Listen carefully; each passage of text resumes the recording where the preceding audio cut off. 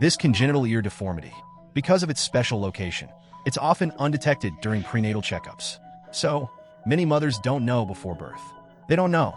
They will give birth to a child with a small ear, or a child without ears. So, after giving birth to the child, they were initially full of hope. The whole family was waiting for joy and happiness. But then, when they looked, the child was missing an ear, or had a smaller ear. For the mother, psychologically, it's a huge blow, very painful. We see a lot of postpartum depression, and it's related to this. I've even seen reports from abroad. It says some mothers, in such cases even, they may have suicidal tendencies. So, in such situations, I hope the mother can come to terms with it. Quickly find a doctor who specializes in treatments, or a doctor experienced in treating this condition. For the treatment of this condition, they should have a scientific understanding. For example, we believe unilateral microtia. Generally, it does not significantly affect hearing. Even with bilateral microtia, through surgery we can now basically restore normal hearing.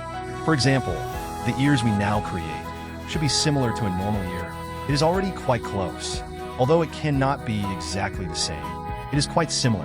After the surgery, children can walk down the street. In most cases, others might not even notice. Another point, the surgery is not a major one. It's a delicate procedure, but it doesn't come at a high cost for the child.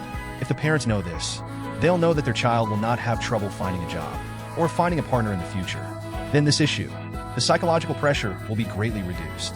In fact, as the child grows older, the mother becomes less anxious, not because the condition has been cured, but because, as the child grows, the parent's understanding also grows. They gradually realize that this condition is not as scary as they imagined. The eventual outcome is still manageable. The surgery process isn't as painful as they thought. So, raising such a child, they can live just like any other child and have a happy life.